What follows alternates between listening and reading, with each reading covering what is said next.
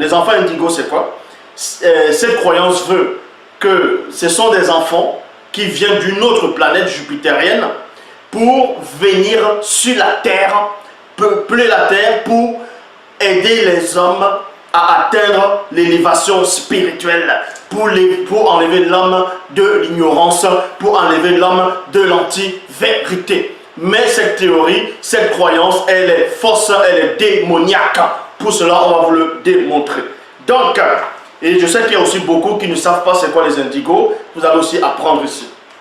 Donc, les indigos sont des êtres dont l'âme aurait été spécialement préparée sur la base située dans l'enveloppe hérétique de l'une des lunes de Jupiter, virgule, avec pour mission de venir incarner en notre époque et d'élever le niveau vibratoire de la race humaine, lorsqu'ils disent ici, en vue de l'ascension. Et je dis c'est faux. Pourquoi c'est faux? Donc on vous fait croire ici qu'il y a des êtres qui vivent hors de la terre, qu'il y a des êtres qui ne sont pas des esprits, qui ne sont pas des entités du grand ordre des choses, mais qui vivent sur l'une des lunes de la planète de Jupiter. Vous voyez? Et que ces enfants vont venir sur Terre pour, comme j'ai dit au départ, enseigner la science, l'élévation spirituelle à l'âme. Ça c'est faux, parce que quand vous lisez dans Daniel chapitre 2, à partir du verset 10, il est dit ceci. Les voyants, c'était une époque très reculée dans l'Afrique ancestrale. Il y avait un roi puissant qui a eu, en gros, durant son sommeil, tout ça, il a vu des choses qui l'ont troublé. Il a vu des choses qui l'ont troublé, ainsi de suite. Maintenant, il s'est adressé à ses mages, à ses magiciens, ses enchanteurs, les chaldéens, ainsi de suite, dans son royaume. Donc, pourquoi on lui donne l'explication, pourquoi on lui donne la signification de ce qu'il a vu? Parce que ça l'avait troublé et il est entré dans un état second. Pour cela, on vous dit ici dans Daniel chapitre 2, verset 10.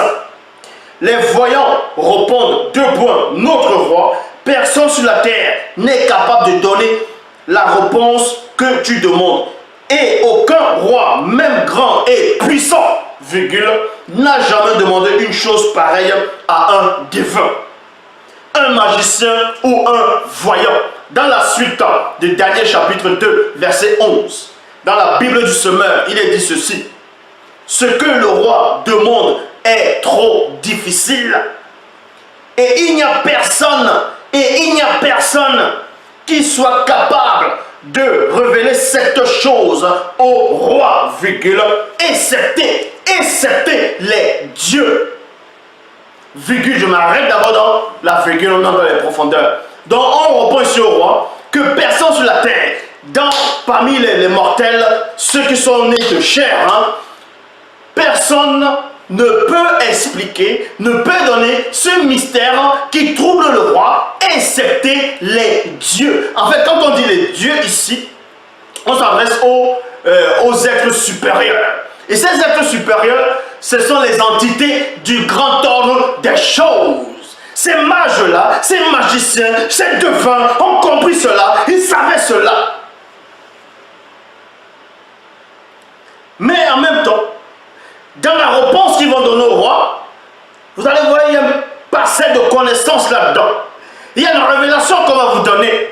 On vous dit ici, les voyants répondent au roi, deux points, notre roi. Personne sur la terre n'est capable de donner la réponse que tu demandes. Et aucun roi, même grand et puissant, n'a jamais demandé une chose pareille à un devin, un magicien, un voyant ou un voyant.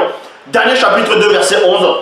Bible du semeur, ce que le roi demande est trop difficile et il n'y a personne qui soit capable de révéler cette chose au roi, excepté les dieux, donc excepté les entités du grand ordre des choses.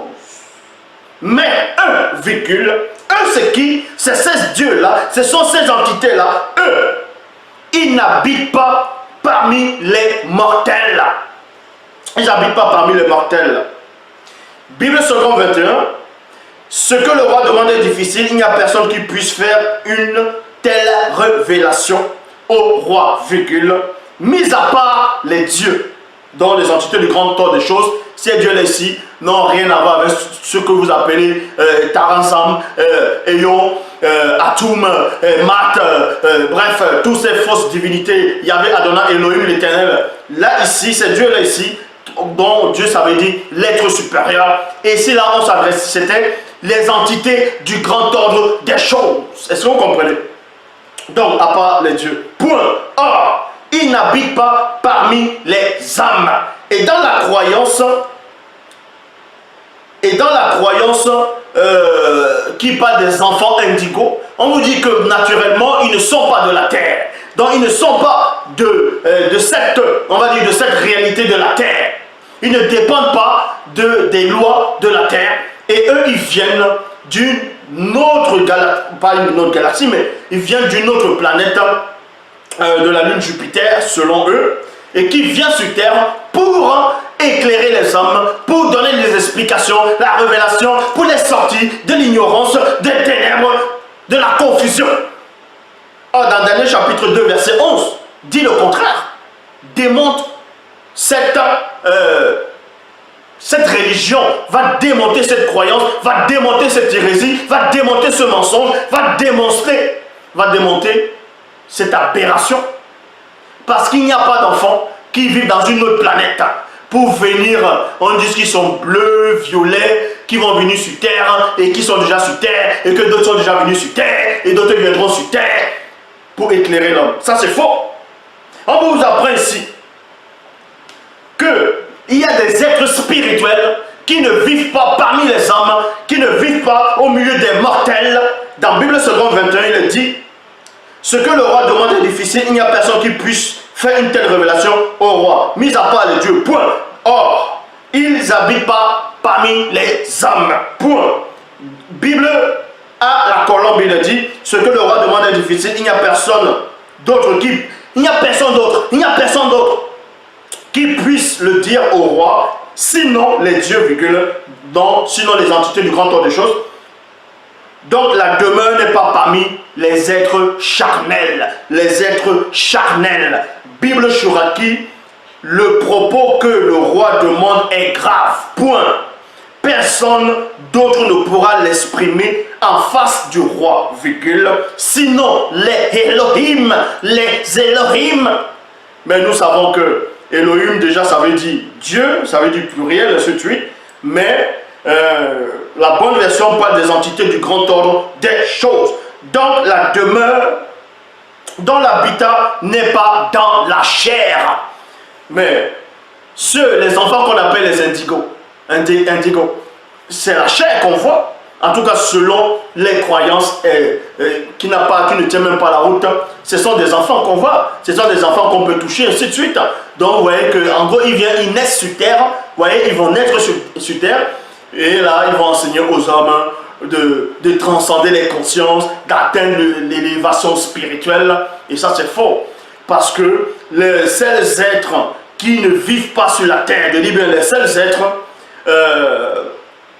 qui ne vivent pas sur terre, qui ont une conscience, ce sont les entités du grand ordre des choses, et c'est aussi maintenant, on va dire, on peut aussi dire les mauvais esprits, tout ça là. Quand on dit les mauvais esprits, les anges déchus. Mais ici, là, dans Daniel chapitre 2, verset 11, on parle des êtres supérieurs. Eux, ils ont la capacité de venir donner l'élévation spirituelle aux hommes. Eux, ils sont habilités à sortir l'homme de l'obscurité. Ils sont habilités à donner des révélations, des explications à l'homme, c'est-à-dire aux hommes sur terre, dans le visible. Et les êtres, c'est-à-dire les entités du grand ordre des choses, n'ont rien à voir avec les enfants indigos. Déjà, ce ne sont pas des enfants, c'est les entités du grand ordre des choses, parce que selon les dessins que beaucoup de personnes vont dessiner, ils vont dessiner les chérubins sont des bébés avec des ailes. Ça, les chérubins ne sont pas comme ça. Déjà, dans Daniel chapitre 2, verset 11, démontre déjà la théorie des enfants indigos pour dire que les seuls êtres capables de venir sur terre pour donner l'élévation spirituelle aux hommes, ce sont des esprits. Ce sont les entités du grand ordre des choses. Et les enfants indigos, ce ne sont pas des esprits. Et ce ne sont même pas des entités. Est-ce que vous comprenez? Donc, Mais ici, on vous dit, dans les années 1980, on parle essentiellement d'enfants indigos, car les premières âmes sensées, les premières âmes, les entités du grand ordre des choses, ce sont des esprits. Les premières âmes censées provenir de cette base école jupitérienne, à laquelle certains médiums ont attribué le nom d'hypolodique, ont commencé à s'incarner sur notre planète en nombre relativement important qu'à partir des années 1970. Quelques pionniers plutôt, les avaient cependant précédés, parmi lesquels on parle de Marc Angelides, cite l'astrophysicien Jean-Pierre Petit et le philosophe Michel Serres. Depuis l'entrée dans le nouveau millénaire, notre planète accueille des indigos, en nombre considérable, et ça c'est faux. Et la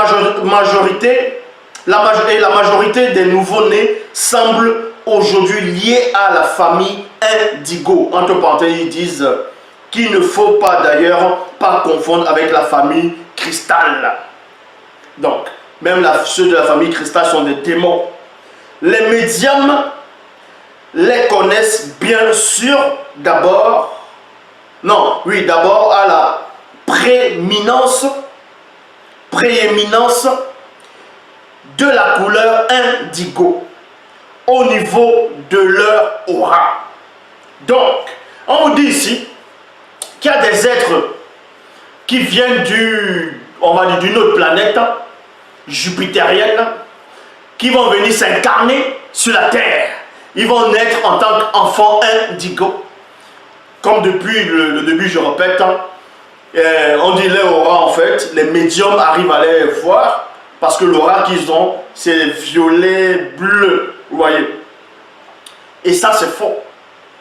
Parce que les seuls deux enfants qui sont venus dans le visible,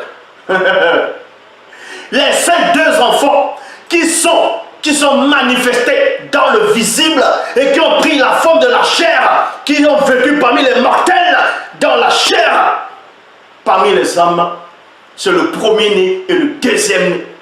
Dans la notion des enfants indigos qui viennent sur terre pour enseigner aux hommes, pour les enlever de la servitude, de l'ignorance, c'est un mensonge. Les deux enfants, les deux êtres, c'est celui qui est venu en premier et celui qui est en face de vous. Pour cela, on va dans Ésaïe chapitre 9. Ésaïe chapitre 9 à verset 5. Dans d'autres versions, c'est dans le verset 6. Bon, on va aller dans la version verset 6, où on parle aussi dans la traduction Abbé Filion. Parce que quand vous lisez dans Daniel chapitre 9, verset 5, dans d'autres versions, on vous dit, un enfant nous est né, un fils nous est donné, et la domination reposera sur son épaule, on l'appellera admirable, conseiller, Dieu puissant, Père éternel, prince de paix. Et beaucoup de personnes ont dit, oui, c'est la Christos. D'autres vont dire, ah oui, c'est le Christ, on parlait de Christ ici. Là. Mais il y a une des versions qui traduit le mieux, qui montre que ce n'est pas un seul enfant, c'est deux personnes, on fait allusion à deux personnes qui sont venues. Et maintenant, les adeptes de la théorie, de la religion, de l'abomination des enfants indigos ont pris ce passage, ils ont inventé la notion de beaucoup d'enfants qui vont naître pour venir sur terre, qui vont s'incarner sur terre et ils vont délivrer l'homme de l'ignorance spirituelle pour l'amener dans l'élévation. Et ça c'est faux. Donc, Ésaïe chapitre 9, on vous parle ici dans la Bible traduction Abbé Filion. Car un petit enfant nous est né, virgule. Il y a virgule ici. Car un petit enfant nous est né, il y a virgule. Et un fils. Donc on vous montre ici, il y a un petit enfant qui nous est né, qui est né parmi le peuple noir, dans l'Afrique ancestrale, pour libérer l'âme de l'ignorance, pour l'amener dans des vibrations, dans les hautes sphères, des vibrations spirituelles. Et ensuite on dit, il y a virgule, et un fils. C'est-à-dire que le fils là, et l'enfant là, on va dire, dans le visible, ils sont différents. Mais ils forment une seule et même personne. En gros, ils sont un dans l'unité du grand ordre des choses et du non visible. Donc, quand un petit enfant nous est né, virgule, et, quand on dit et, ça veut dire qu'on rajoute une autre personne. Or, les autres versions qui étaient mal traduites, vous dites un enfant nous est né, un fils nous est donné. Mais ici, dans la traduction Abbé Filio, quand un petit enfant nous est né, virgule, et. Donc, et maintenant, on va rajouter notre personne. Et un fils nous a été donné. Donc, on parle ici de deux personnes, de deux enfants qui sont venus. Et ensuite, maintenant, dans la prophétie, dans la révélation, celui qui va prophétiser, celui qui donne la révélation, il est entré dans les mystères, il a dépensé les médiums, le médianisme. Et il dit ici, il, et non il avec S, mais il, qui est le singulier, il portera sur son épaule. C'est-à-dire les deux enfants sont un. Sur son épaule, la marque de sa principauté. Et il sera appelé admirable, conseiller, Dieu fort. Dieu qui est l'être supérieur, on va dire. Et ici là, en tout cas, ces enfants-là, qui font un en même temps, on est des êtres supérieurs. Est-ce que vous comprenez? Fort, paix du siècle futur, prince de la paix. Maintenant, on va vous donner maintenant, voici les trois principales qualités qui, selon certains médiums, correspondent à des acquis des âmes indigo. Au cours des initiations sur hippolodique. 2 points. Phase 1, on dit la reliance ou la connexion au guide. Point. Cela signifie être capable de vivre consciemment le lien avec notre conscience christique. Christique. Virgule solaire. Avec la matrice universelle qui permet de connaître intuitivement, entre parenthèses, sans avoir besoin de recourir à des livres, les lois spirituelles, ésotériques et métaphysiques qui régissent les différents mondes et les différents plans de la création. Phase 2, l'acceptation au service. Cela signifie demeurer intègre en toutes circonstances et n'accepter aucune compromission par rapport à l'engagement au service d'un idéal élevé. Point. Cela signifie aussi ne pas changer de direction en fonction des pressions, virgule, des menaces, des agressions ou des perspectives de récompense. De quelque nature que ce soit. Donc ils sont en train de décrire celui qui est en face de vous. Mais sauf qu'ils décrivent aussi Koudoumane. Mais sauf que là, ils ont fait croire que ce sont des petits enfants, des bébés qui vont venir indigo, qui vont s'incarner sur la terre. Et pourtant nous savons que ceux qui viennent de l'autre côté, ça peut être que des esprits supérieurs. Est-ce que vous comprenez? Des êtres supérieurs.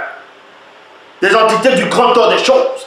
Maintenant, quand les deux fils, quand les deux enfants, quand les deux êtres hors du commun vont se manifester, déjà, ils se manifestent en tant qu'êtres d'abord.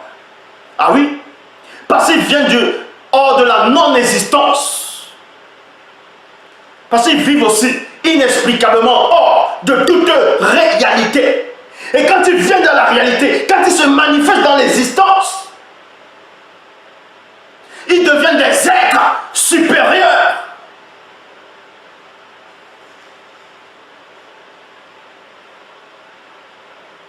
Et ces deux-là, un est en face de vous. Donc, la phase 3 dit, la reconnaissance de l'amour universel en tant que principe de vie. Point. Cela signifie être constamment en quête d'harmonie, de fraternité et d'aimer tous les êtres et toutes les créatures, qu'ils soient de nature angélique, humaine, animale, végétale ou minérale. Vous voyez, là ils sont en train de délirer. Par exemple, quand il dit angélique, dans les angéliques, on possède les anges déchus. Comment on va aimer les anges déchus? Mais bon, les enfants indigos sont les précurseurs du grand changement. Ça, c'est faux. Les précurseurs du grand changement, c'est déjà celui qui est en face de vous, et Koudoumane. Et aussi, les prophètes dont on a inspiré dans les anciens temps d'autrefois. Et les initiés, et ainsi de suite. Ils sont venus pour briser certains schémas qui s'opposent à l'éveil de la conscience. Ils sont venus pour briser les systèmes basés sur la peur et le contrôle. Et ces enfants-là, vous ne les voyez pas. La seule personne qui fait ces choses-là ici, c'est celui qui est en face de vous.